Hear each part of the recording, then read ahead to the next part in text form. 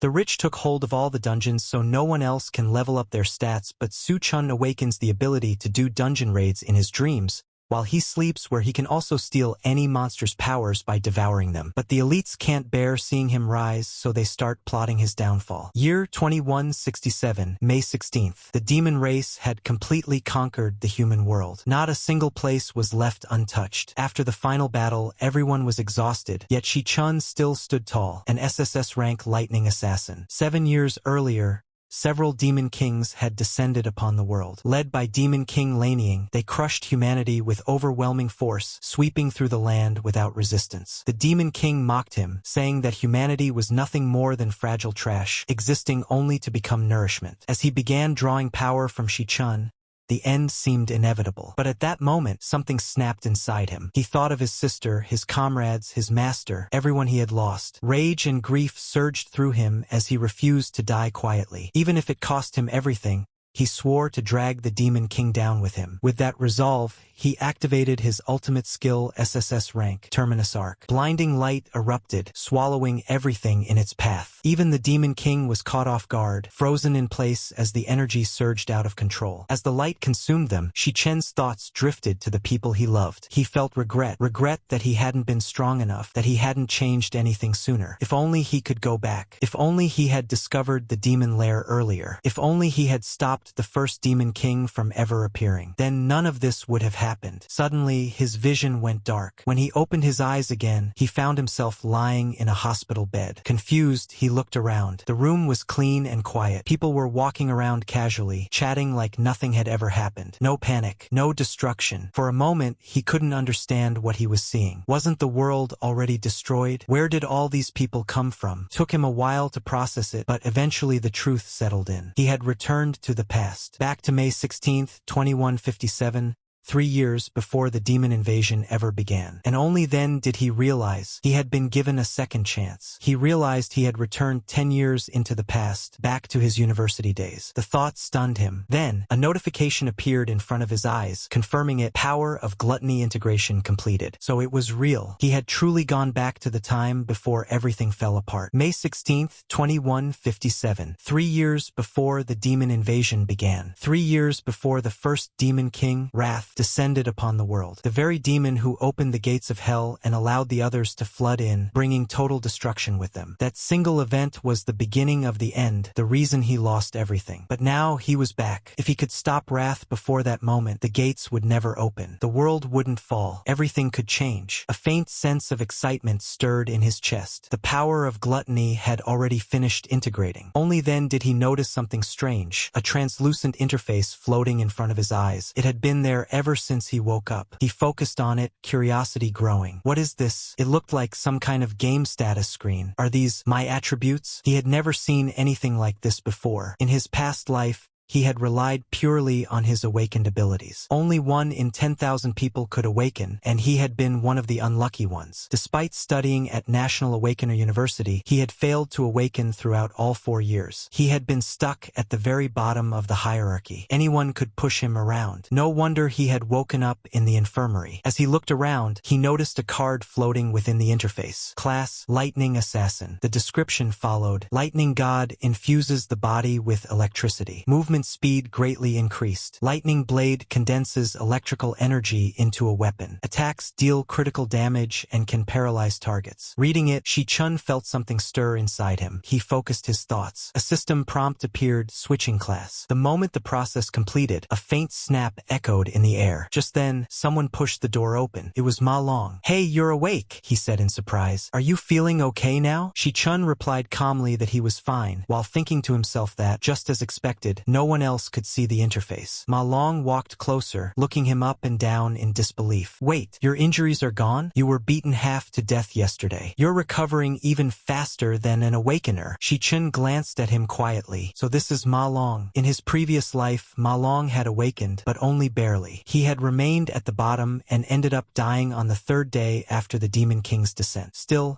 Ma Long kept staring at him, frowning. Why do I feel like you've gotten stronger all of a sudden? Is it just my imagination? Shi-chun didn't answer. Inside, his thoughts were racing. He's really here, standing right in front of me. I've truly come back. Ma Long suddenly remembered something. Oh right, tomorrow's the rank test. Since you're okay now, let's go get ready. Even if you haven't awakened yet, it still affects your graduation evaluation. Come on. As they walked out together, the training grounds came into view. Students were everywhere, practicing abilities, showing off techniques, even messing around. Seeing so many people alive and moving made Shi-chun pause. It's been so long since I've seen this many living people. Ma Long glanced at him strangely. Hey, what's with that look? You're saying some pretty scary stuff. Let's just walk around the field. Shi-chun nodded, but his thoughts were still elsewhere. This time, things will be different. He could feel it. The future he had lost was standing right in front of him again. Shi-chun thought to himself that he had once lost everything. If he didn't act now, that same desperate future would arrive again. He had to move fast. He had to grow stronger. In this era, there was only one way for an awakener to level up, by hunting monsters inside demon lairs. But nearly all of those lairs were controlled by major guilds. Ordinary people had no chance to enter, let alone grow stronger. He glanced at his own status and wondered how strong he truly was compared to others. The government classified both awakeners and monsters into ranks S, A, B, C, D, and E. Most students at the university were stuck at D rank. Only a handful of geniuses or those backed by powerful guilds could reach C rank. Based on his experience, he knew he was already stronger than most. His gaze drifted toward Ma Long. I'm definitely stronger than him. Just then, something flew through the air at terrifying speed and smashed straight into Ma Long's face. The impact sent him tumbling to the ground, his glasses shattering. A mocking voice followed. Yo, isn't that Shi-chun and Ma Long? You guys recovered pretty fast. Ma Long struggled to get up, clearly shaken. Damn, of all people, we had to run into them. Shi-chun remained calm. He wasn't surprised at all. The bully smirked. I told you these two were tough. You knew I was playing ball here. Why didn't you bring a couple crates of drinks? Ma Long immediately bowed his head. Sorry, I'll go buy them right now. But Shi-chun stepped forward. You're not the ones who should be apologizing, he said coldly. The same guy who had always looked down on him. And this time, Shi-chun had no intention of bowing his head again. Old memories suddenly flooded back. Memories of how this guy used to mess with him over and over again. The same face, the same mocking grin. Shi-chun remembered it all too clearly. Ma Long noticed what was happening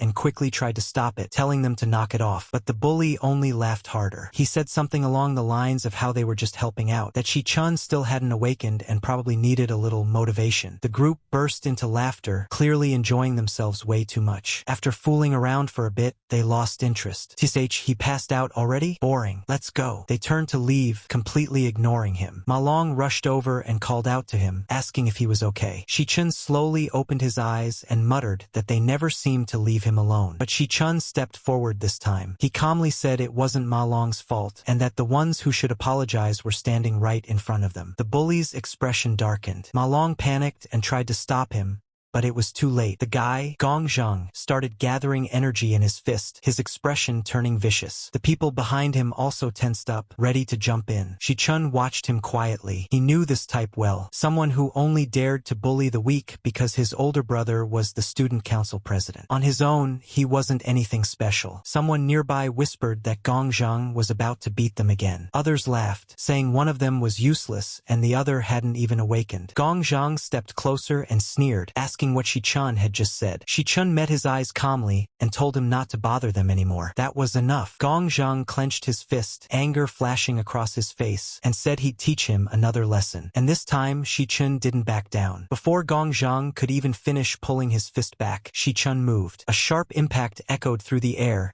as she's punch landed squarely on him, sending him stumbling backward. Everyone froze. From a distance, some of the girls stared in shock, whispering to each other. They couldn't believe what they had just seen. Shi-chun had actually blocked Gong Zhang's attack. Gong staggered, clearly stunned. What just happened? He quickly regained himself, rage flashing across his face. You damn non-awakened trash. You actually dare to hit me? Shi-chun calmly looked at him and replied that this was a good chance to test something. At that moment, energy surged through his body. Electricity crackled across his skin as his class activated. His presence completely changed. Ma Long's eyes widened. When did you awaken? Lightning wrapped around Shi-chun's arms, humming with power. The surrounding students could feel the pressure. Gong snarled and activated his own ability. You think this little trick scares me? I'll show you what real strength looks like. He charged forward, aura flaring. But Shi-chun moved faster. In the blink of an eye, he struck again. The impact sent Gong flying backward, crashing heavily into the ground. Gasps echoed from all around. What just happened? He sent Gong flying with one punch. Is that really Shi-chun? Even Ma Long stood frozen in shock. Gong struggled to get up, his face twisted with rage and disbelief. You bastard! You dare sneak attack me? He staggered to his feet, shouting for his lackeys to help, but none of them moved. They were all staring at Shi-chun, frozen in fear. Lightning flickered around Shi-chun's body as he stepped forward calmly. You're too weak, he said flatly. With another swift strike, he sent Gong crashing down again, harder than before. The courtyard fell silent. Everyone watching understood one thing clearly now. Shi-chun was no longer someone they could look down on. The bully lay on the ground,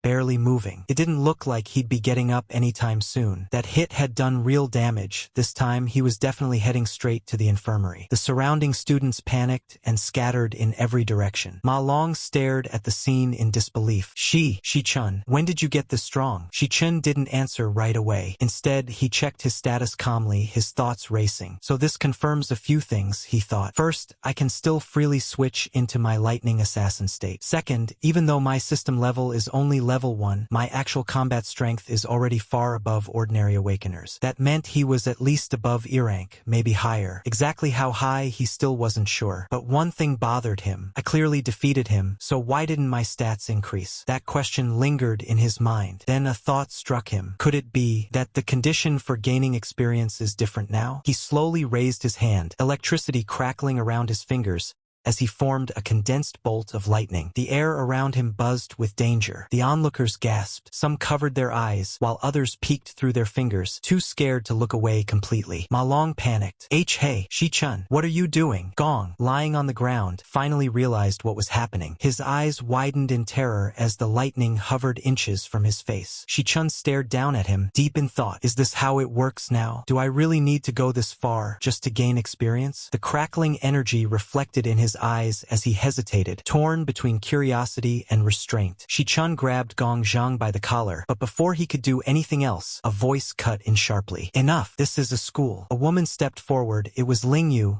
the vice president of the student council. She always liked acting like a teacher, probably because it made her feel important. If it weren't for moments like this, no one would even bother paying attention to her. When the bullying was happening earlier, she hadn't shown up once. But now that Gong Zhang was the one in trouble, she suddenly appeared, acting righteous. She looked at Shi-chun and said calmly, even if he was in the wrong first, this much is enough. You shouldn't go any further. Then she turned to Gong Zhang with a smile that didn't quite reach her eyes and said something along the lines of, don't worry, he won't dare touch you again. Shi-chun loosened his grip and tossed Gong aside. Inside, he felt a cold smile form. So the student council really does protect their own. He hadn't even planned on going that far, but people like this never learned unless they were scared properly. The surrounding students, who had been hiding earlier, finally dared to breathe again. Seeing the look on Gong Zheng's face, they silently agreed on one thing. This guy was terrifying. Better not mess with him again. Ma Long walked up to Shi-chun, still a bit shaken. Not long after, the student council members left. That night, in the dormitory, Ma Long couldn't stop talking. He excitedly told everyone how Shi-chun had crushed Gong Zhang, how he'd completely dominated him, how even the bullies didn't dare look his way afterward. Xiangzhua, an E-rank nucleus mage, laughed it off. Come on, if he's really that strong, why's he still training like the rest of us? Does a real powerhouse even need to do basic exercises? Ma Long tried to argue, but he couldn't find the words. Xiangzhua scoffed. Face it, the four of us are at the very bottom of the rankings. I'm already the strongest among us, and I'm only E rank. You really think someone like Shi-chun is a lightning assassin? Don't make me laugh. He crossed his arms smugly. People only get one awakening in their life. That's a fact. He's just a support type at best. Ma Long fell silent. Deep down, though, he wasn't so sure anymore, because what he had seen earlier didn't feel fake at all. On the other hand, Shi-chun could clearly feel himself getting stronger. At this rate,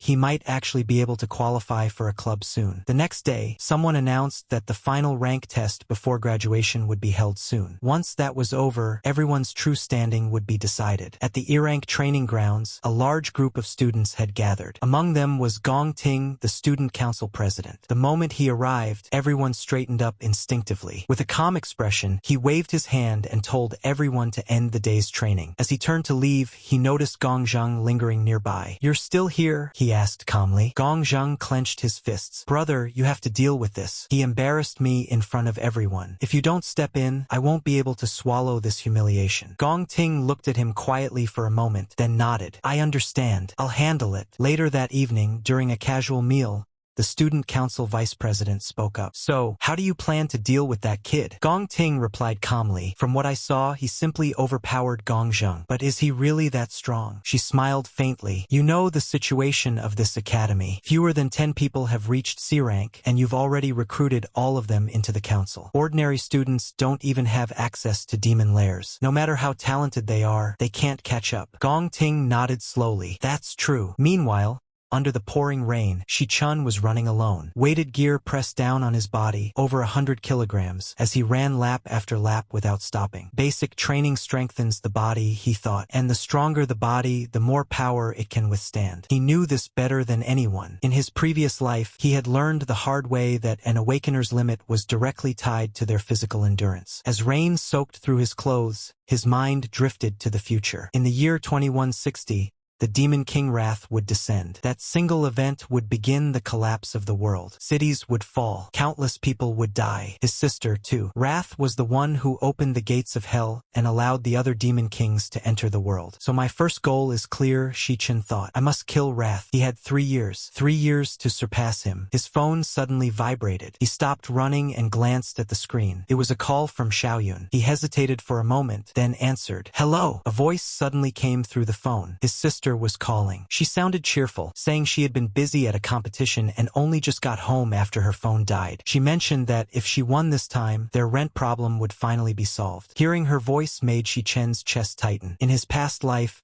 he had begged the heavens countless times for a chance to start over. Now that voice was right there again, alive and warm. She asked if it was raining on his side and wondered why he had gone quiet. Shi-chen forced himself to respond, saying it was nothing and that he had just missed hearing her voice. She laughed and said they had spoken only a couple of days ago, then told him to wait for her good news before hanging up. When the call ended, Shi-chun stood still for a long moment. Everything had truly restarted. He clenched his fists, his expression turning firm. No matter what it took, he would protect this future. He would not let history repeat itself. He began running again, pushing his body harder than before. Several hours passed. By the time he stopped, his body was exhausted, but his mind was clearer. It had been 8 hours since he returned to this time. His body was weaker than in his previous life, but it was young and full of potential. Now there was something more important to consider. If he wanted to grow stronger, he needed access to demon lairs. But those places were tightly controlled by the major guilds. Ordinary people had no chance of entering. Then there was the strange power he had awakened, the so-called power of gluttony. As that thought crossed his mind, a strange sensation spread through his body. Something responded. A translucent interface appeared before his eyes, lines of light forming one after another. The system began to activate. Before he could fully react, the world around him twisted and warped. His surroundings dissolved, replaced by darkness. When his vision cleared, he found himself standing in an unfamiliar place. The ground beneath his feet was cracked and scorched. The air felt heavy and oppressive, filled with a sense of danger. He instinctively understood one thing. This was no ordinary place. Felt like hell itself. Shi-chun noticed something unusual in the distance, a towering structure rising from the ground. Before he could fully process it, the earth trembled and figures began emerging from below. They were monsters. Hound-like creatures crawled out of the ground one after another, their bodies wrapped in dark mist. They were death hounds, E-rank cloud-type monsters. The system activated on its own, completing the transition. Shi-chun realized then that he wasn't in an illusion. This place was real, and worse, it was a demon lair. He steadied himself and activated his lightning assassin form. Electricity surged through his body as instinct took over. He couldn't hesitate. The hounds lunged at him in a pack, but he moved faster. His blade flashed, tearing through them one after another. Each strike landed cleanly, efficient, and precise. With every kill, something strange happened. Power flowed into him. Notifications appeared one after another. Item acquired, Death Forest Fragment. The more he fought, the clearer it became. These monsters were nothing to him now. His thoughts sharpened as he moved. With his current strength, E-rank creatures posed no real threat. And more importantly, this wasn't an illusion. This place was real. Then the system chimed again. Level increased. He had reached level 2. Power surged through his his body, and his senses sharpened further. Every stat increased. Every movement felt lighter, faster. This place, it allowed him to grow. Before he could dwell on it, the ground shook again. A massive figure emerged, a much larger hound. A boss. Shi-chun didn't hesitate. He met it head-on. Lightning flashed as he struck, blade tearing through flesh. The battle was brief but violent. When it ended, the monster collapsed, dissolving into particles of light. A new notification appeared. He had gained a large amount of experience and several items, including Death Forest Fong and a rare crystal. His level rose again. The realization hit him all at once. He was leveling up at an unbelievable speed. Then something else caught his attention. A strange option appeared over the remains of the monster. Devourable. Curious, he focused on it. The monster's essence was drawn toward him, condensing into a card that merged into his body. A new message appeared. Acquired trait, Frost Physique, grants resistance to cold and enhances durability in low-temperature environments. Shi-chun stood there in silence, processing what had just happened. He had absorbed the monster, not just its energy but its ability. Only then did the full meaning sink in. The power of gluttony didn't just allow him to grow stronger. It allowed him to devour everything. Shi-chun suddenly realized something terrifying. This power felt familiar, far too familiar. It was exactly the same kind of power once wielded by the Demon King Lan Yu. The ability of gluttony. A power meant to devour everything. That meant one thing. He had stolen something that originally belonged to a Demon King. Normally, every awakener was bound to a single class for life. That was an unbreakable rule. But now, not only did he possess more than one ability, he could even absorb the powers of others. If this continued, there would be no limit to how strong he could become. As this thought settled in, a heavy pressure suddenly crushed down on him. Something was watching him. A presence far more terrifying than anything he had faced so far slowly revealed itself. Its form was unclear. A voice echoed through the space, calm yet overwhelming, saying it had been waiting for him for a very long time. Shi-chun felt his heart tighten. The name of that being flickered in his mind, but he couldn't read it clearly, as if something was deliberately obscuring it. The pressure kept rising, forcing him to steady his stance. In his mind, he quickly evaluated the situation. In the current system, awakeners were ranked from E to S. In his previous life, he had barely reached S rank at the very end. Right now, he was nowhere near that level. And yet, the presence standing before him was unquestionably an S rank existence, or something even higher. The pressure alone was crushing. He tightened his grip on his weapon, fully aware that this was an opponent far beyond him. Still, he refused to back down. The being moved. The exchange that followed was brutal. Blow after blow crashed toward him, each one strong enough to kill him instantly. Yet somehow, he survived. Each attack narrowly missed his vitals, striking just close enough to send him flying without ending his life. Felt intentional. As the fight dragged on, realization dawned on him. This wasn't a battle. It was a test. The being finally spoke again, asking if he truly intended to keep resisting. It told him that he could stay here, remain in this place, and guard the demonic tower. It was offering him a role, an invitation. Shi-chun understood then. The being wasn't trying to kill him. It was testing him, measuring him, but he refused. No matter how overwhelming the pressure,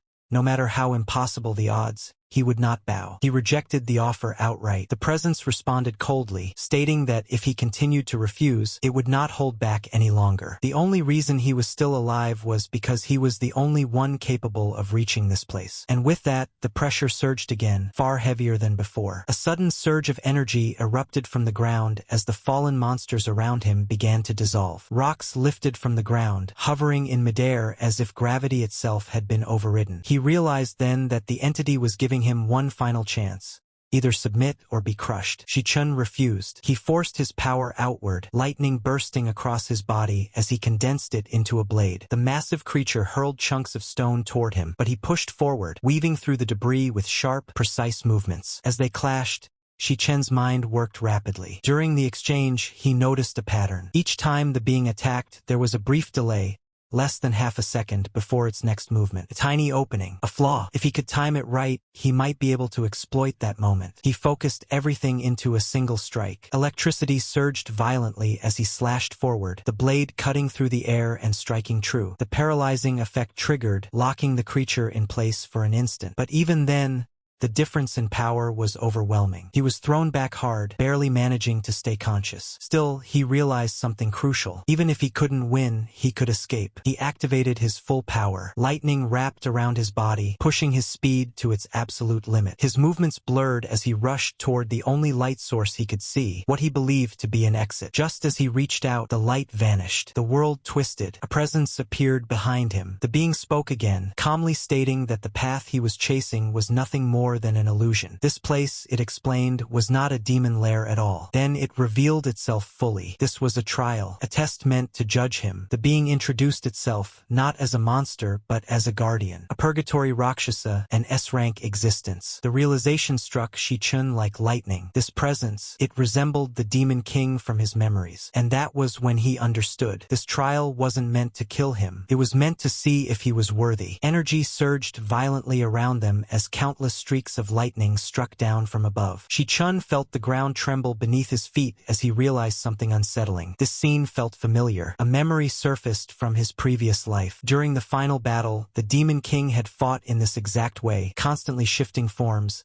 endlessly adapting. No matter what technique was used against him, he countered it with ease. That terrifying adaptability was what made him truly invincible. And now, this presence before him felt the same. As the figure moved, Shi-chun suddenly understood. The form he was seeing now was only one of many. A fragment, a reflection of something far greater. A chilling thought crossed his mind. Had this being been devoured by the Demon King's power of gluttony? And if so, did that mean this place existed inside that very power now dwelling within him? The being seemed to sense his thoughts. It acknowledged his insight, impressed by how quickly he had grasped the truth. It told him that his perception was sharp, that he had proven himself worthy of what lay ahead. Shi-chun felt a heavy pressure in his chest as something appeared before him, a strange, ancient object radiating immense authority. It was a key, not an ordinary one, but a key infused with overwhelming power. The being revealed its nature, the key of the void, an artifact capable of unlocking the sealed layers of the demonic tower. It explained that long ago, the Demon King had devoured countless powerful beings, sealing the strongest among them within this tower. Those entities now waited in slumber, sealed behind countless barriers. The key floated toward Shi-chun, placing itself into his grasp. The being explained that it had waited a long time for someone like him. Among all beings, only Shi-chun had both the will and the compatibility to inherit this power. The Demon King had slaughtered its kind, and it had waited endlessly for a chance at revenge. Now that chance had arrived. It told him that the path ahead would be brutal. The creatures sealed within the tower were far more terrifying than anything he had faced so far. Each one was a monster in its own right, and none would show mercy. But if he chose to walk this path, he would gain the strength to stand above all others. Shi-chun tightened his grip around the key. He didn't hesitate. This was the path he had chosen, the only path that could lead him to change everything, telling him that only someone willing to endure everything could stand at the very top. Only someone capable of conquering all demons and devouring them could inherit that power. The being's form began to dissolve, turning into pure energy that surged straight toward Shi-chun. The moment it entered his body, a violent wave of power exploded inside him. A system notification appeared. Devouring complete. Level increased. His body trembled as energy surged through every vein. He could feel his strength climbing rapidly, far beyond what it had been moments ago. The power didn't stop there. Another notification followed. Acquired Rakshas's underworld boon. A new ability took shape in his mind. He instinctively understood it, an ability that allowed him to absorb strength from fallen enemies, turning their power into his own. Along with it came another technique, one that manipulated gravitational force to crush enemies from all directions. The sensation was overwhelming. He clenched his fist, feeling the terrifying density of power within his body. Then everything went dark. When he opened his eyes again, sunlight streamed in through the window. He was lying in his dorm bed. A familiar voice called out, telling everyone to wake up and get ready. Another voice complained that they were going to be late and needed to hurry. He checked himself instinctively. No wounds, no exhaustion. For a moment, he wondered if everything had been nothing more than a dream. Then his vision flickered. A system window appeared, displaying the card he had just obtained. Rakshasa, Star Warrior class. Reality settled in. Everything had been real. Not only had he survived, he had grown stronger. He had leveled up by a massive amount. His roommate shouted for him again, jokingly asking if he planned to sleep through the day. Someone else teased him, saying they'd heard he was becoming some kind of big shot overnight. Then the upcoming rank test would reveal the truth. They joked that he was still just an E rank, and that even if he improved, the gap between ranks was enormous. Shi-chun said nothing. Inside, he felt the truth settle in. This time, things would be different. As they continued walking, they noticed a large crowd gathered ahead. Someone muttered that the official ranking ceremony at National Awakener University was about to begin. Around them, familiar troublemakers were already causing problems, pushing people aside and barking insults like usual. One of Shi-chen's roommates noticed them and quietly warned the others that those were Gong Chen's lackeys, and that it would be best to avoid trouble. But the moment the group noticed Shi-chun, everything changed. Their expressions stiffened. Their arrogance vanished almost instantly. Instead of causing trouble, they froze, then hurried over and bowed slightly in panic, calling him by name and greeting him with forced respect. The sudden shift left the others stunned. The dorm leader stared in disbelief. He couldn't understand what was happening. Just yesterday, these guys wouldn't even look at them. Shi-chun didn't react. He simply walked past them, not sparing them a glance. Then a new voice cut through the crowd. Someone mocked him openly, questioning whether he really thought he could act important after one small incident. The speaker introduced himself as a member of the student council and made it clear he was close to Gong Ting. People around them whispered nervously. This person was known to be dangerous, one of the student council's top enforcers. The man sneered and claimed he could smell weakness from a mile away. Shi-chun glanced at him and casually asked if he was some kind of dog, since he kept barking about his sense of smell. The comment instantly set the other man off, but before he could take another step forward, a calm voice stopped him. It was his superior. The student council leader stepped in, telling him to stop. He said he had already looked into the situation and confirmed that Gong Chang had been the one in the wrongs. Hearing that, Jiang Tian immediately lowered his head and agreed, clearly unwilling to argue further. The leader's gaze shifted toward Shi-chun. For a brief moment, the two locked eyes. Shi-chen's expression remained calm, unreadable. Then the announcement echoed through the area, signaling the start of the ranking test. Everyone was instructed to gather and prepare. The student council leader gave a final order and turned away. As they walked off, he glanced back once more, quietly assessing Shi-chun. To him, the boy still didn't look particularly threatening. Not far away, another pair watched the scene unfold. One of them commented that the atmosphere seemed unusually tense today and asked if something interesting had happened. The other replied that this year's test might be more entertaining than expected. Soon, the announcement rang out again. The next candidate was called. Xiang's was stepped forward, greeted by cheers from his supporters. People shouted encouragement as he walked toward the testing area with confidence. Shi-chun observed calmly from the side. The test area was a sealed training space, an artificial demon lair designed to measure an awakener's combat ability. Inside it, a core device would record the energy released during battle and calculate the final ranking. Xiangzhua entered the chamber and activated his power without hesitation. Energy surged, the sensors flared, and the room vibrated slightly. Moments later, the result appeared. Rank mid-tier. The evaluators recorded the result and announced it aloud. Ma Long leaned forward eagerly, excitement written all over his face. He muttered that this was the main event everyone had been waiting for. Shi-chun explained quietly that the test didn't just measure current strength. It also evaluated a person's potential, the highest rank they could possibly reach in the future. That was the truly important part. Anyone with high potential would immediately attract attention from powerful organizations and even the state itself. The results soon appeared on the screen. Current rank, E-tier, mid-level. Maximum potential, C-tier. The candidate who had just finished testing let out a disappointed sigh. The announcer quickly called the next name. Ma Long leaned over and tried to cheer his friend up, telling him not to take it too hard. After all, most people never even reached D rank in their lifetime. Soon after, another student completed the test. His results caused a stir. D rank, low tier. Gasps rippled through the crowd. People began whispering excitedly. D rank was already considered impressive, especially for students who hadn't undergone real combat training yet. Even the evaluators seemed surprised. They muttered that usually only a handful of students reached D rank each year, and yet several had already appeared. Then it was finally time. The announcer called the next name. Gong Ting stepped forward. The crowd immediately quieted. He was known for having reached D rank 2 years earlier, something extremely rare among students. Even now, the highest recorded result this year was only D rank low tier. No one had surpassed that yet. As he stepped forward, the testing device activated. The demon heart began to resonate faintly, reacting to his presence. He placed his hand against it, expression calm and confident. In his mind, he knew exactly what he was doing. He wasn't going all out. Revealing everything now would only draw unnecessary attention. Still, even holding back, he knew his strength would shock everyone. Then the results appeared. Grade, D tier, high. Potential, SSS rank. The moment the words appeared, the entire hall erupted. Gasps echoed everywhere. People shouted in disbelief. The student council members were stunned. Even they hadn't expected something on this level. Someone shouted that this was the first S-rank potential in the school's history. Others started murmuring about how this person would soon become a major figure. The instructors exchanged glances. One of them confirmed that the results were accurate and would be reported immediately to higher authorities. Another commented that such a talent would surely receive special attention from the state itself. From the sidelines, a figure watched silently. A man with sharp eyes and an imposing presence, one of the academy's highest authorities. He had come specifically to observe this year's trials. He glanced toward another figure beside him and remarked that the emergence of such talent was rare. The person beside him replied calmly that this was not the one he had come to see. The principal raised an eyebrow, intrigued. The other person continued,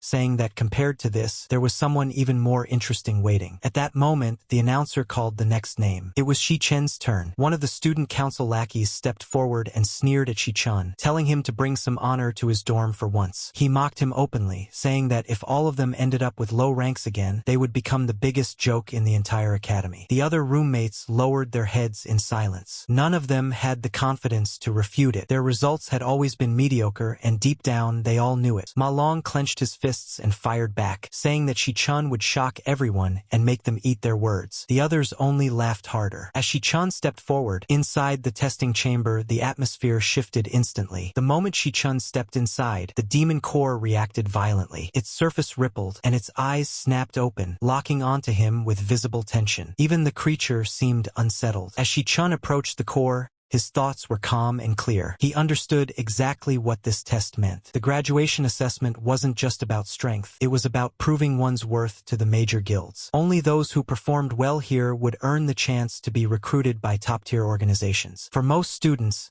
this was their one and only opportunity to change their fate. The strongest teams would be chosen, and the best among them would be taken by the Imperial Guild itself. Ma Long grew anxious as he watched the testing chamber. Time kept passing, yet there was no result. He muttered that something felt wrong. Normally the evaluation didn't take this long. Others nearby started whispering as well, wondering if Shi-chen's results were so bad that the system couldn't even process them. Some scoffed, saying that if nothing appeared, it probably meant his power was too low to register at all. A few laughed, already assuming the outcome. The student council's followers grew impatient. One of them mocked that the remaining candidates were clearly useless, and that there was no point waiting any longer. He suggested they leave and find somewhere else to relax. The group began preparing to leave, convinced the result was already decided. Then the screen suddenly flickered. The display updated. Rank D high tier. The entire area went silent. Ma Long froze, eyes wide. The others stared in disbelief. Someone shouted that it was impossible. Another voice shouted that the system had to be malfunctioning. Even the bullies looked stunned. Then the system updated again. Warning: abnormal data fluctuation detected. Recalibrating. The crowd held its breath. Shi-chen stood calmly inside the testing chamber, expression unchanged. He knew exactly what was happening. The result he'd just shown was only from his base physical state, without activating any additional power. As the system recalculated, he switched to another internal state, one he had just obtained. The readings spiked instantly. The display flashed violently before settling again. Rank C mid-tier. The room exploded into chaos. Gasps echoed everywhere. People shouted in disbelief. Even the evaluators were stunned, frantically checking their instruments. The system suddenly issued another warning. It detected instability within the demon core, signaling abnormal fluctuations in power. The entity inside began to panic. Its eye widened in fear, trembling as if it could sense something far beyond its control. All it wanted now was for this human to leave, to escape before it was completely destroyed. Shi-chen felt it clearly. He switched forms again. This time, he activated the power of his Purgatory Rakshasa state. The moment the transformation completed, a terrifying pressure exploded outward. The entire testing chamber shook violently. The atmosphere shifted instantly. Everyone watching felt their knees weaken. To them, it was as if a god had descended. The pressure alone alone made it hard to breathe. Some people collapsed to the ground. Others instinctively bowed, unable to resist the instinctual fear flooding their bodies. Then it glitched completely. The system could no longer process the data. The researchers stared in disbelief, panic written across their faces. One of them shouted that the machine couldn't handle this level of output. Another screamed that the readings had exceeded the maximum safe parameters. Even the most composed among them felt fear crawling up their spines. This wasn't just an S-rank talent. This was something that shouldn't exist. The demon core finally reached its limit. Its surface cracked violently before collapsing inward, the energy inside completely exhausted. It had burned itself out, overwhelmed by a force far beyond what it was ever meant to endure. Shi-chun stood there calmly, watching as the last remnants of power faded away. He understood what had happened. He had pushed too far, far beyond what the system was designed to handle. The demon core hadn't failed because of a flaw.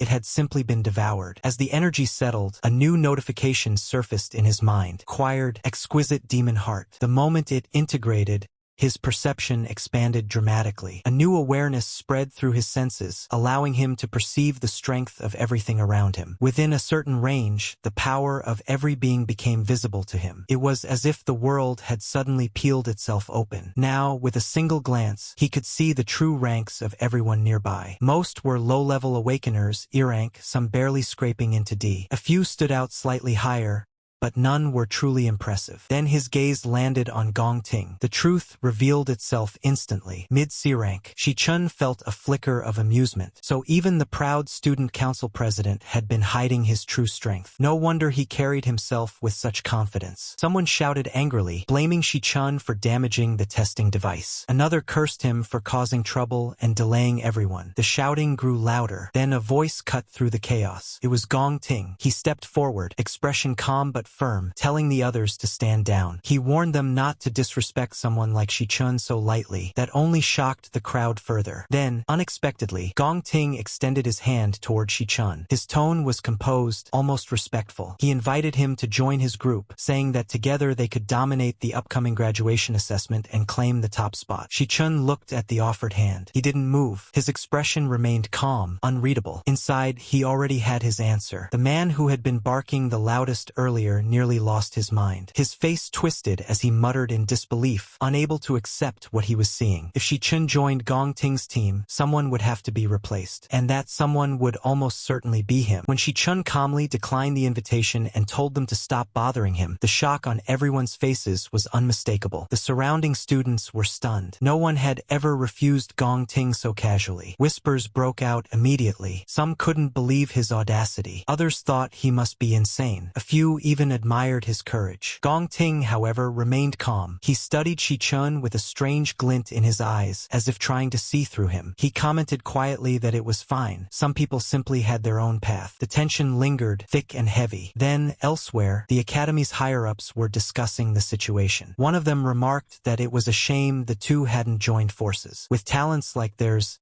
they could have rewritten the school's history. Another replied that perhaps it was better this way. A person who could make such a choice without hesitation was dangerous. And dangerous people were never easy to control. Back among the students, the one who had mocked Shi-chun earlier fumed silently. He muttered that the whole thing was ridiculous, that Shi-chun was just lucky, that the test must have malfunctioned. But even he couldn't shake the unease in his chest, because no matter how much he denied it, Shi-chun had already stepped onto a completely different path. Gong Ting waved his hand dismissively and said he wasn't in the mood for karaoke anymore. He told his followers to handle things however they wanted, making it clear that whatever happened next had nothing to do with him. The moment he said that, the man beside him froze, then quickly understood what it meant. He nodded repeatedly, saying he understood completely. A short while later, word spread that Shi-chun had already left the campus. Someone reported that he had gone straight out without even stopping to eat. The man's eyes lit up with interest. This was perfect. Outside the school grounds,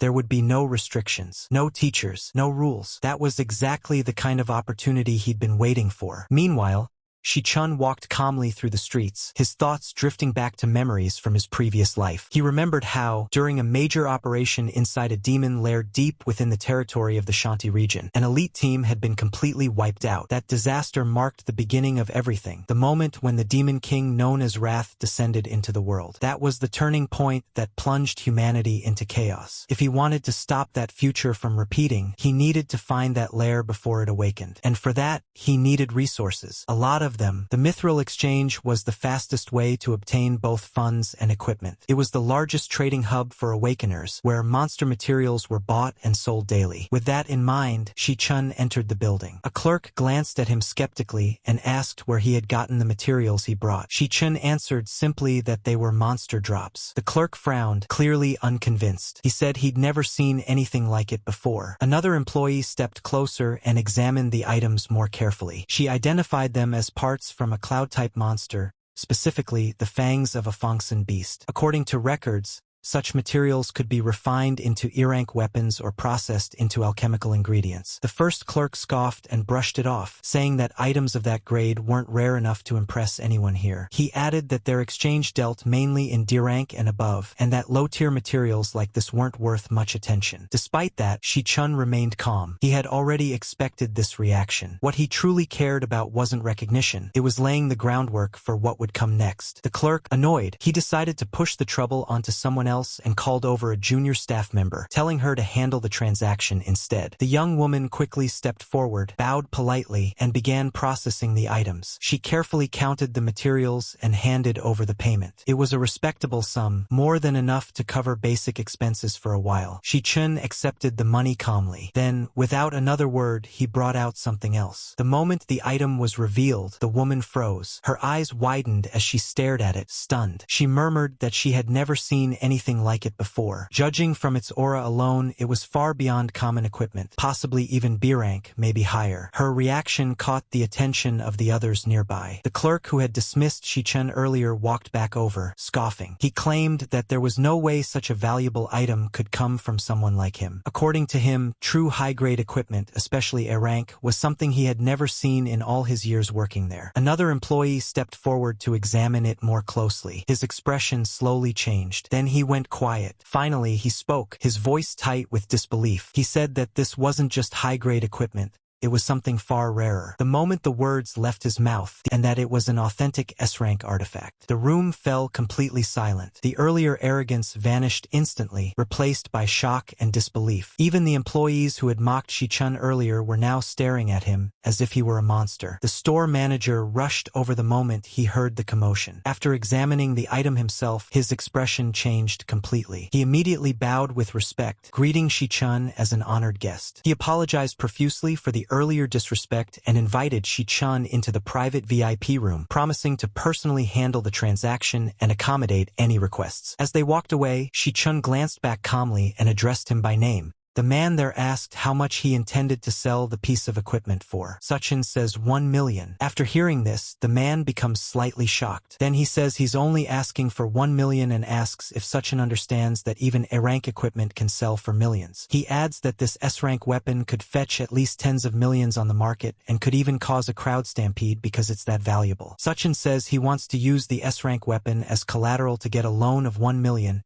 and that he'll pay it back in 1 month. The merchant immediately realizes something and thinks that using an S-rank weapon to secure a loan isn't something a university student would normally think about. It seems Suchin has no intention of actually selling the sword and probably plans to use it himself later. He feels that Suchin is wiser than his age would suggest, and with a treasure like this sword, he wonders whether Suchin is a rich kid who ran away from home or a prodigy hiding his true abilities. Either way, it's clear he's not an ordinary man. Then Suchin says he'll repay the principal in just 1 month and pay an interest of 10% the following month, asking how that sounds. The merchant then says to Xiao Li and asks him to step outside. After the assistant leaves and a brief silence passes, the merchant boss finally says that if he's not mistaken, Suchin attends National Awakener University and that the seniors there are about to graduate. He says that, to his knowledge, the university holds an annual graduation examination, which this year is scheduled to take place exactly 1 month from now. He adds that the prize money for first place is exactly 1 million, which perfectly lines up with Suchin's proposed loan repayment amount and date. He then says that if he had to guess, Suchin is confident he'll take first place in the examination. Suchin doesn't say anything. He just stares seriously and remains silent. The merchant continues, saying that Suchin could have waited 1 month to collect the prize money, yet here he is urgently offering such a rare item as collateral for a loan. This indicates that he's in desperate need of the money, and he wouldn't choose such a risky option unless it was a last resort. He then says that if that's the case, he can loan Suchin 1.5 million in cash on the spot with 0 interest for 1 month. Then he puts his hand forward and says to consider this the start of a friendship between them. Suchin isn't expecting this and is quite surprised. He keeps looking silently as the merchant winks and further says that he can rest assured everything discussed today will be kept strictly confidential. He adds that if Suchin has any trading needs in the future, he should consider their exchange facility as his first option, and he'll make sure to give him the best deal, asking what he thinks. Suchin himself is impressed and thinks that with just a few details, the merchant was able to infer his situation and needs, which is impressive. He also thinks that instead of taking advantage of his predicament once he figured it out, the merchant even offered better terms for the sake of a long-term partnership. It's no wonder King Z will be able to turn the Mithril exchange into the world's premier exchange in the future. He realizes that in order to eliminate Wrath, he can't rely solely on his own strength, and that's why he needs to start making some trustworthy allies, with this being his first step toward that goal. As both the merchant and Suchin laugh and shake hands, they smile knowingly, aware that this is the first step towards something truly great. Then a hand is placed on a magic seal, and the merchant says that the magic contract is complete and the funds have been transferred to Suchin's account. Suddenly, a notification pops up on Suchin's phone as he looks at it. It shows Avesal Netherbone -1 and $1,500,000 added. The merchant then says that since Suchin is using such a great weapon as collateral, he's curious about what he plans to use for the graduation examination. He offers to lend him some equipment, explaining that while they don't currently have any S-rank equipment, they do have a good selection of high-rank items, including A-rank and B-rank equipment. Suchin says there's no need. He puts his sword forward and says he's still got another weapon just like the one he gave up. After seeing this, the merchant is utterly shocked. Not just the merchant, but the assistant and the other guy as well. They simply can't believe it. It's too astounding for them. The merchant says that there really are so many talented youths these days and tells Suchin to please take care. As Suchin leaves, the assistant cheers, and the merchant himself gives a victory signal. He says that thankfully Shaoli kept helping such an important client and tells her she's being promoted to supervisor immediately. This makes her really happy. However, Suchin then says that he still needs to buy something. Later, we see him getting out of a taxi in front of the Gangchong County long-distance bus terminal. He thinks about his last life when his family struggled financially for a long time. Back then, he had graduated but still hadn't awakened, so no guild would accept him. He remembers always thinking that he was running out of time while doing delivery jobs. He recalls scrambling to pick up odd jobs and still barely managing to scrape together the rent money. He remembers checking his remaining balance, just $105. He thinks about how Uni and he had to live very frugally just to survive. He remembers saying they were broke again after paying that month's rent. She had said it was okay and that she had just found a tutoring job. He recalls seeing an International Central Art Institute admission acceptance letter with student Sherzuan's name on it. She had said she guessed she got in after all, but it was too far away. She ended up tearing it apart and throwing it away, knowing her dream would never come true. She had said she wanted to stay near her big brother. Suchin thinks about how she was so worried about adding more financial burden to the family that his little sister gave up on her dream school. Later, as he looks around, he says it's getting pretty late and that Uni should have gotten off the bus by now. Suddenly, a voice calls out to him, saying that if he's going to pick someone up, he should go to the exit, not the entrance, and complains that they're broke again after paying this month's rent. It's Uni. It's been 7 years since he last saw her after such a long time apart. She tells him to hurry up and help with the luggage and asks why he's just standing there like a dummy. Suchin doesn't say anything and just hugs her. He says it's been such a long time and that it's been 7 years since he's been able to see see her. She's confused and asks if he's trying to choke her to death. Yuni pushes back and says he's been acting really weird the last couple of days, asking if he got rejected by a girl or something, and tells him to hurry up so they can go home. Shuchin says no. As they walk back, she starts talking excitedly about how crazy the ride was when she went to take her exam and keeps going on and on. Shuchin thinks to himself that this time, he won't let her suffer anymore. All he wants is to see her laugh like this. Meanwhile, a group of people say that this is definitely the route that punk Shuchin takes to get home. Their leader tells them to hide and says that the moment he shows up, they'll jump him. He smirks, clearly excited, and starts laughing like a maniac. He says he'll make sure Shuchin learns what happens when you mess with him. One of the goons says that, by the way, boss, since a bunch of student council members are here, what if things go too far? The boss says TCH, he was just gonna teach him a little lesson, but that guy's attitude really pisses him off. He says that low-tier E-rank piece of trash actually thinks he's a C-rank now and has no idea who he's messing with. Then he remembers how Shuchin said that the two of them should love each other and never bother him again. Another one says that when it's time, they better leave him a piece because he's going to destroy Shuchin. Someone else says that Shuchin won't be able to take the graduation exam in 2 weeks once he's done with him. The boss then says that he's one of the best cloud-type assassins in the entire school and tells Shuchin to just wait until he's done with him, calling him a poser piece of trash. He's Chong D, a rank D cloud assassin. Meanwhile, as Shuchin and his sister Yuni are walking together, she says that he's been acting pretty weird the last couple of days and asks if he's stressed about the graduation exam. She says that a simpleton like him doesn't normally get caught up in his emotions. She tells him that no matter what happens, he has to pull himself together, reminding him that he's always the one who told her that life is a long journey and chances will come sooner or later. She even starts humming a song about believing in yourself and just keeps talking. Shuchin quietly watches her and enjoys the moment, thinking that Yuni is really perceptive and noticed something was different about him the moment they met. He thinks that she still doesn't know he has awakened, so she probably believes they're still strapped for cash. He then says that he promises he's okay. Yuni, however, thinks that he's still trying to deny it and wonders if it's because of his male pride. She thinks that men start forming emotional walls as they get older and jokes to herself that the book she read was right after all, and that it looks like her big brother is getting old. While she's thinking all this, Shuchin is completely confused about what she means. At the same time, a few guys are watching them from the shadows. One of them says that the guy has a girl with him. The boss says this is perfect and points out that the alley has no cameras, calling it their lucky day. Suddenly, Shuchin notices that something feels off. He thinks about the smell and realizes it's those guys from the student council. He immediately recognizes them and thinks that they've got a lot of nerve coming here as a group. He understands that something is about to go down. As soon as the threat is confirmed, suddenly, Shuchin takes out some earphones, puts them on his sister Yuni's ears, and says he's been really into this song lately and has been playing it on repeat, telling her to listen. Yuni says and asks since when he started listening to music. Even so, she starts listening and ends up enjoying it. She thinks that music can reflect a person's mental state, so she'll listen carefully and try to understand her big brother better. While Yuni is busy listening, Shuchin turns around and takes a look at everyone there. Most of them are E-rank, some high tier, some low tier, with a few D-rank low tiers mixed in. Meanwhile, Yuni is completely absorbed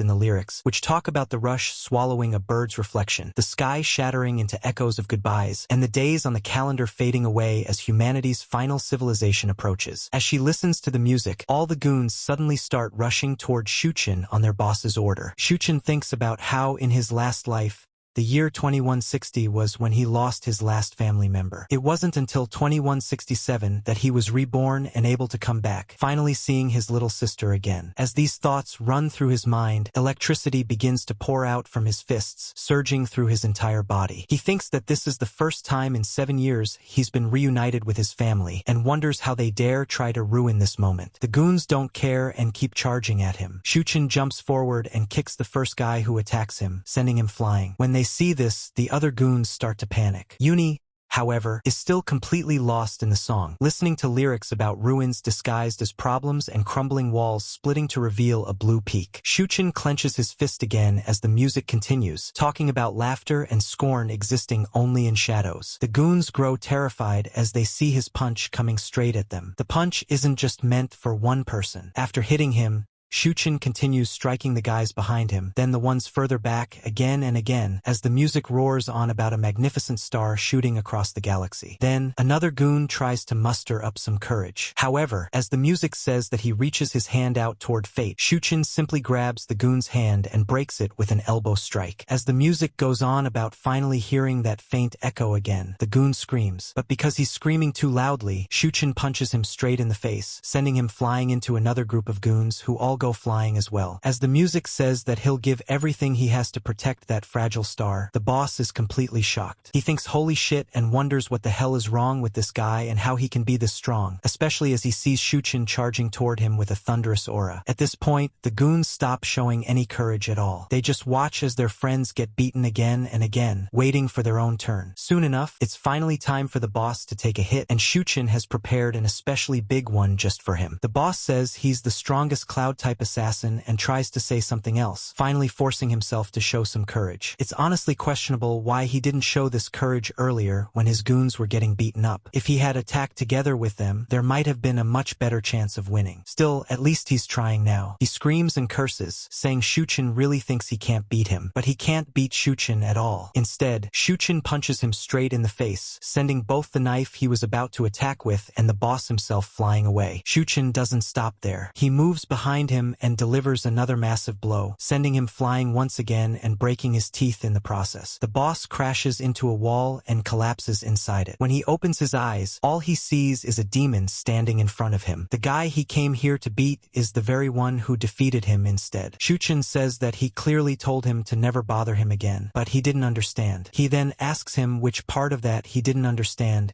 his expression extremely serious. The boss thinks that his ribs are all broken and both of his legs are numb. He realizes that the rank assessment was real and that Sichan really isn't a D rank. With the little strength he has left, he just says sorry. However, Shuchen grabs him, presses his own knife against him, and says to shut up, warning that if he makes a sound, he'll kill him. The boss is absolutely terrified. He can clearly tell from Shuchen's eyes and thinks they aren't lying, that Shuchen really will take him down. He wonders how someone who's clearly just a student can have such terrifying killing intent and what he must have been through. Shuchen says he better remember every single word he's about to say. He says he doesn't care if all of them rot, but they better never bother him again. He adds that if they ever try to harm his sister, no, if they even appear in front of her, then one by one, without a second thought, he'll make each of them disappear permanently, asking if they understand. Seeing how serious he is, the boss hurriedly nods and says yes, he understands. Shuchen then throws the knife away and leaves the goon lying on the ground. As the song continues, it talks about migrating birds returning and the sky going back to its usual cloudy and sunny cycle. Uni suddenly feels a sense of loneliness. As the song goes on, calendars are no longer modeled, and beneath the dawn, shadows are nowhere to be seen. She wonders why the song makes her want to cry as tears start falling from her eyes. She thinks that it's only been a few days since they reunited, yet her brother is acting like he's been through so much. She wonders how he can be this lonely, and thinks that she's always been by his side. She then turns and says that he's taking this joke a little too far. But as she turns around, Shuchen opens a box, revealing that he has something for her. He says he got this for her and that it's a nice, shiny pen. She's shocked and says it's a magic holographic pen, the latest style from Draco, and that it costs over 10 grand. She asks where he got the money for it. Shuchen just laughs. Inside, he thinks about how in his last life he failed to protect her. Uni hesitates and says maybe they should return it because it's way too expensive and that she doesn't like it that much. Shuchen,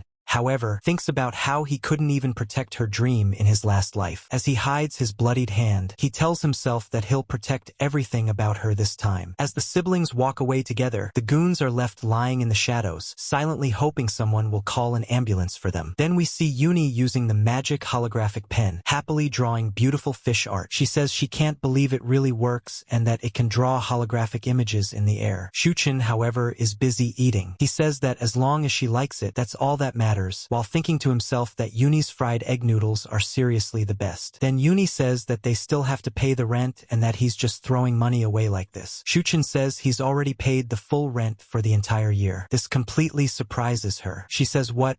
and Shuchen explains that he started a small business with a friend and they made some money, so it worked out. However, the way he says all this and starts laughing feels really weird to Yuni. She thinks that her brother really sucks at lying and that he's acting way too suspicious. She thinks that he's clearly keeping secrets from her now. Still, she also thinks that it's been ages since she's seen such a genuinely happy smile on his face, and that alone makes her happy too. So she moves closer to him and says that no matter what happens, he just needs to make sure he doesn't push himself too hard. Yuni showing this kind of care really moves Shuchen, and he simply responds with a quiet acknowledgement. Later, elsewhere, someone reports while looking at medical data that the injured person has suffered severe injuries, with over 60% of his body fractured, and that even the top doctors wouldn't be able to heal him in just 1 month. Another person says they can't believe he actually picked a fight with Shuchen, and that being beaten to this state is unbelievable. A woman there says it looks like he'll have to miss the graduation exam. A man responds that it doesn't matter and that his team will be better off without any dead weight. Then another figure arrives. He is Gong Xian,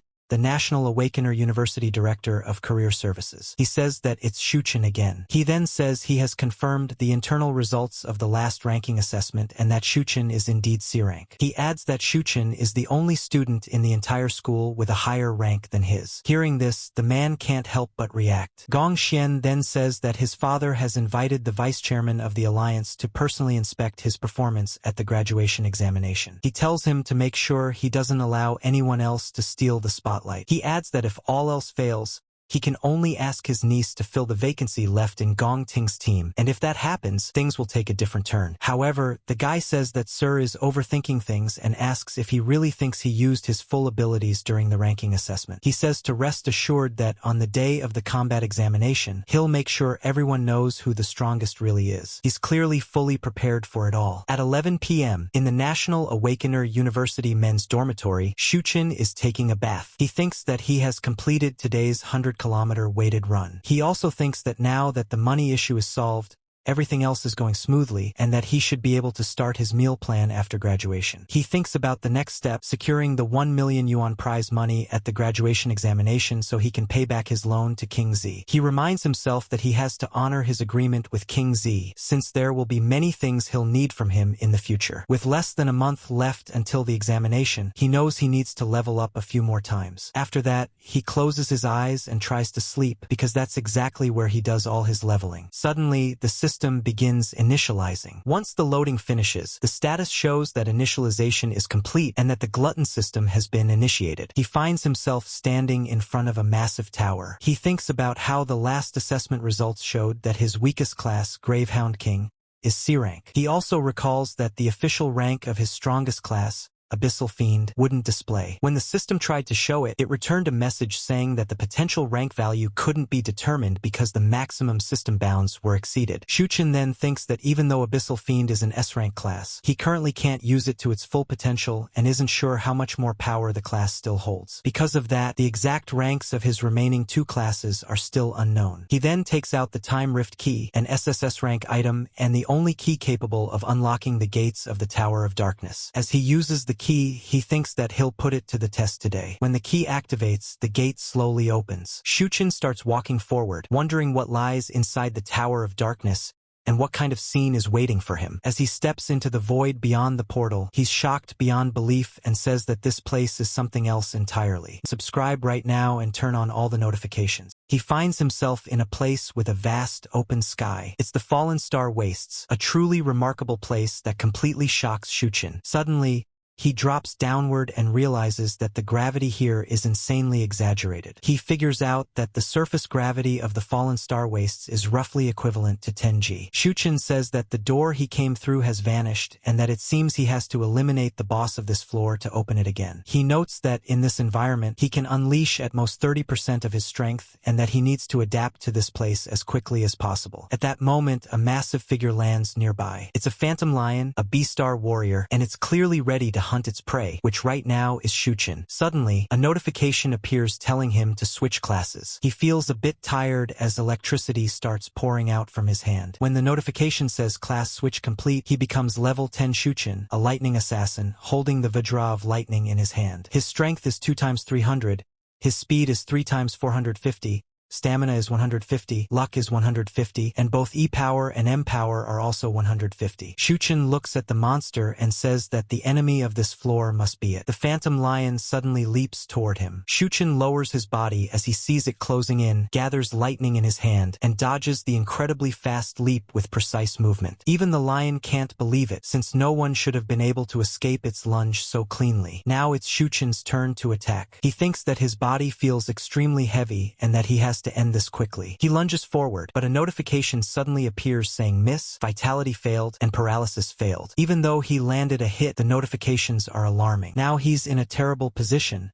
because this mistake gives the phantom lion a chance to counterattack. As he thinks it through, the lion takes advantage of this and jumps at him, pinning him to the ground. Shuchen thinks that the assassin class has lost almost all of its advantages here. As he's pinned down, the phantom lion lets out a roar and opens its mouth, ready to bite. Shuchen wonders how the monster can move so easily and questions if this is the true strength of monsters inside the Purgatory Magic Tower. A notification appears saying class switch complete, finished. Now he is level 10 Shuchen Purgatory Rakshas. His entire aura changes into something ominous, and his eyes glow with a new, sharp focus. Shuchen thinks that he'll switch to Purgatory Rakshas to better deal with this opponent. The Purgatory Rakshas card appears. The first skill, Myriad Bones to Void, allows him to absorb the stamina and power of surrounding corpses and convert them proportionally into his own. The second skill, Triphase Gravity Calamity, lets him manipulate gravity to attack opponents in 3 forms: light, heavy, and super heavy. His stats surge. His strength is buffed to 3 times 450. His stamina is boosted even further to 4 times 600. His speed, luck, E-power, and M-power are all pushed beyond 50 as well. Shuchen thinks that different classes have different core advantages, and that close quarters combat has to rely on a warrior class with high strength and stamina bonuses. As the beast desperately tries to bite his hand, the class change makes it unable to seriously injure him. Instead, Shuchen uses the hand being bitten to pin the creature down, while his other hand pulls back and slams into it with terrifying force. As he gathers power, he thinks about stacking gravity to the maximum and increasing the downward impact force to its limit. The gravity amplification climbs to 200%, then 400%, and finally reaches 600%. With the punch fully prepared, Shuchen thinks that in an environment that already has extreme gravity, the power of this attack is amplified by a full 60 times. The beast feels it too and becomes terrified, realizing that the punch coming at it will end everything. Just as it fears, the blow lands. A massive pressure explodes outward, shattering the surroundings and completely overwhelming the creature, whether panther, tiger, or whatever it truly is. Shuchen coldly says that it shouldn't even think about stopping him. At that moment, the ground erupts violently as a notification appears, announcing Star Warrior Triphase Gravity Calamity, Super Heavy Mode. Then we see a badly bruised hand and someone breathing heavily. It's Shuchen, lying on the ground beside the Phantom Lion, which is basically finished. A notification appears saying he has obtained Phantom Lion Bone +1. Even though the power he used was extremely intense, the after effects are just as brutal. Shuchen can't move at all. Still, he gains around 12,000 experience points, which pushes him to level 11. As he lies there,